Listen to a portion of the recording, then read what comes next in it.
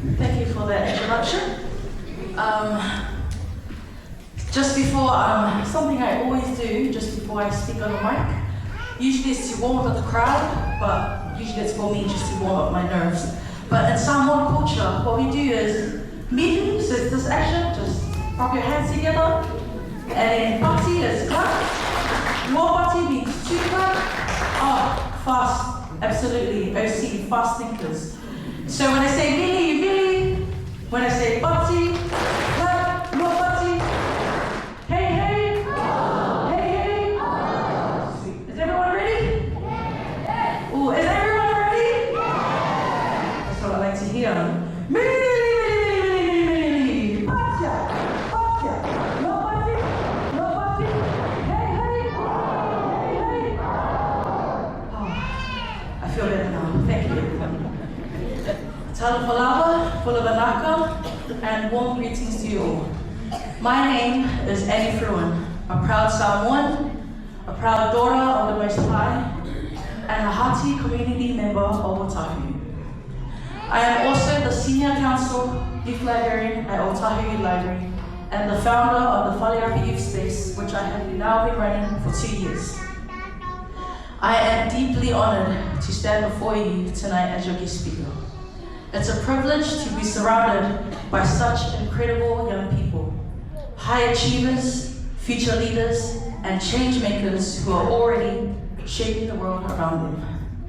When Ms. Tuelii first asked me to speak at the service awards, I couldn't help but nervously laugh and think, do you think you have the right person, Miss? But I am truly grateful to her for this opportunity to do what I am most passionate about, serving, empowering, and inspiring our youth in every way I can. Firstly, I would like to congratulate and acknowledge every student on your achievement tonight. The fact that you are here, that you have stepped out and stepped up gives me hope, as well as everyone here hope that the future is in bright and capable hands. I know that it takes time, dedication, humility, and heart to serve not only your school, but also your peers.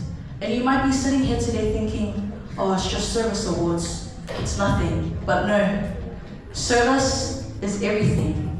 It's intertwined into our culture, our ancestors, our parents, and then our way of living. So if no one has said it to you tonight, or ever, thank you. Thank you for your service. Tonight is about celebrating you. Tonight, I am here for you. Now, I have a few points I'm going to share with you tonight, and I'm going to use my own life experiences as real examples so you know that I'm not a fraud.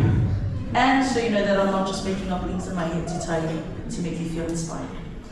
So, where did service begin for me? Now, I wish I had a cool story to tell you, like, yeah, I was head prefect, I was head girl, I always did things for the school, but no, I was just Annie. I did sing a lot for the school though.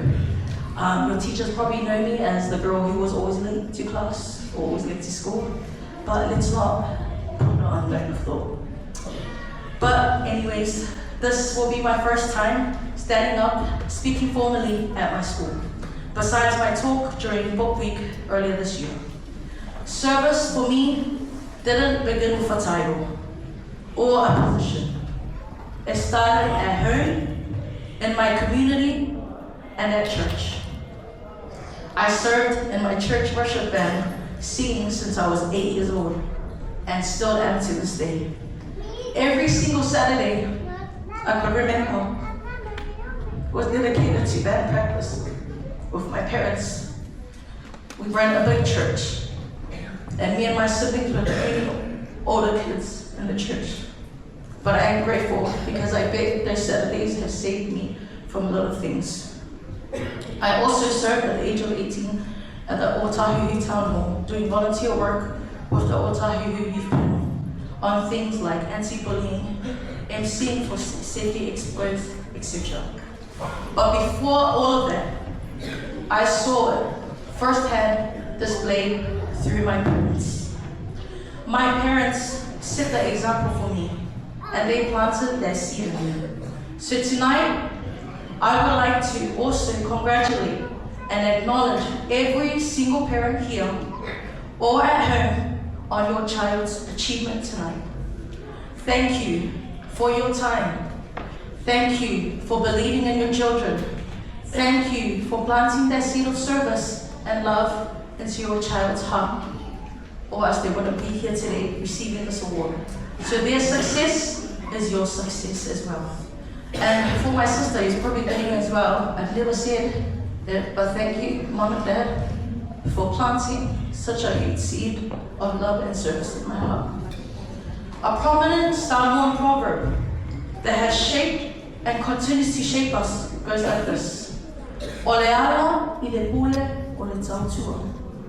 O le ala I le pule o le tautua. The pathway to leadership is through service. You might be sitting here thinking you're not a leader, but the work that you have done, your service is leadership in itself, and you have already started your journey onto leadership. Because to lead, you must first know how to serve. I watched my parents do this my whole life. I grew up in a small 4-bedroom house here in Otāhuhu. Our house was a go-to for everyone, for everything. Sleepovers, family barbecues, Christmas Day, church gatherings, you name it. I was there for all the fairs. It was constantly packed, full of love and laughter. When people would visit from overseas, they'd stay at ours. It was always open. It was my safe space. It shaped me so much that when I got the opportunity to create something for our youth in this very community, I created Whaleapi, the youth space I now run today. And I'm so glad that I walk through these doors and I see some of my students here. And I asked them, oh, I didn't know you were going to be here. You should have told me I would have paid you all our dollars. But I guess they're too cool. But those earlier memories formed me and made me. And I wanted youth in our community to have a safe space to just be them. A space they know will be open for them. Knowing that they walk through that door and I'm there smiling at them, ready to help them. It's been 2 years since I started running it, and I've seen nothing but love, laughter, and unbreakable bonds formed. So much so that now they call me Auntie Annie at the rec. However, I'd be lying if I said service didn't come with hardships. Some people would tell me, honestly, Annie, I don't know how you do it. My how has always been God. He is the one who's carried me through every single season, and he continues to do so today. All glory goes to him. What's kept me going? Even in the hardest moments, it is my why. Knowing the reason behind what I do, because I don't serve or help to be seen. I serve and help so that the person that I am serving is seen. Which brings me to my first point. 1, know your why. What do I mean by that? Your why is the driving force behind everything you do. It's your purpose, your reason, the thing that keeps you going, even when things get tough. And yes, it's incredibly important. Because once you walk out these school gates, as you step into new chapters, study, work, or whatever path you choose, you'll face countless choices, exciting opportunities, new ideas, and yes, challenges too. Your why is what will help you stay grounded and focused through it all. Last year, I faced a difficult situation that has completely changed me. I had to give first aid to a young boy who was badly injured from a stabbing incident. Something I had never experienced before. Something I only saw in the movies and never thought that I would be in that position. In that moment, I truly thought he was going to pass away in my arms. But by the grace of God, he survived. But afterward, I was left completely numb. It all happened during my final semester of university. The same week of my last assignments were due. The ones that would decide if I graduate. It was one of the hardest weeks for me. I remember praying and saying to God, I don't ever want to work with youth again, I don't want to work or do any work that involved youth. I was scared, overwhelmed, and emotionally drained. Silly of me to tell God what to do, because just a week later, I was scheduled to MC a youth event for our local ward libraries. I battled with myself about whether to go through with it or not, but deep down, I didn't want to let anyone down. I'm so grateful I showed up that night, because as I stood there emceeing, watching the room light up with laughter and energy, seeing confident young people dancing, smiling, and just being themselves, it was then I was reminded exactly why I do what I do.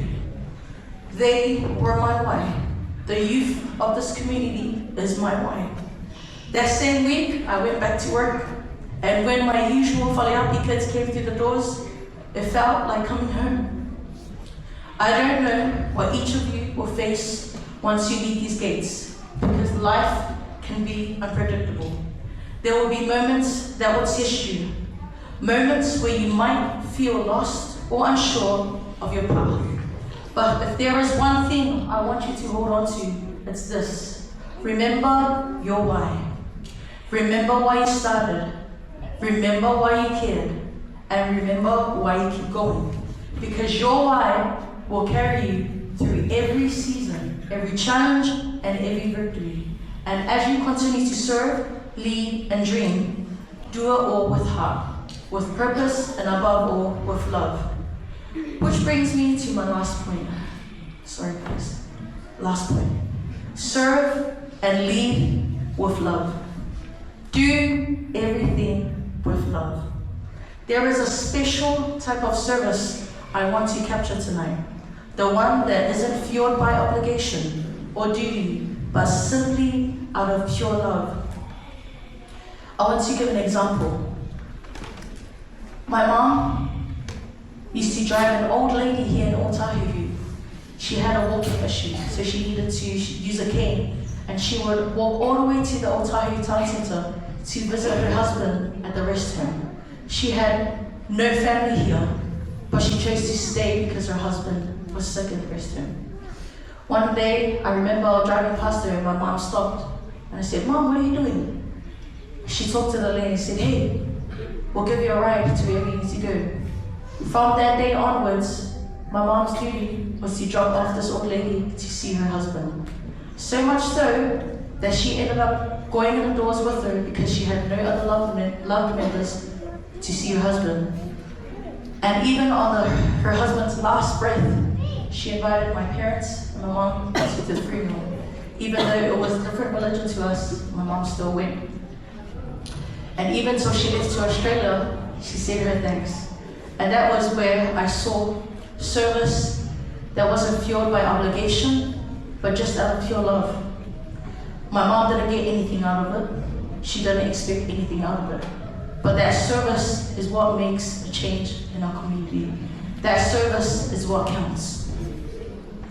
So, just a reminder tonight, if you are to do something, if you are called to do something, do it with love. Because there are so many people in service that I've seen that have become bitter over time and have lost the reason why they do what they do.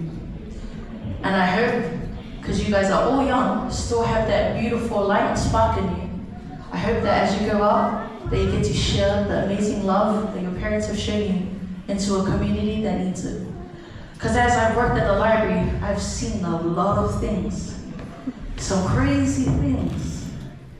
But these are the people that need help. These are the people that need love. I've seen homeless people. I've seen people with schizophrenia have episodes at the library. I've seen a lot of things. But that is why we each are called with love to serve our people, to serve this community. And that is my speech for today. Thank you to you all.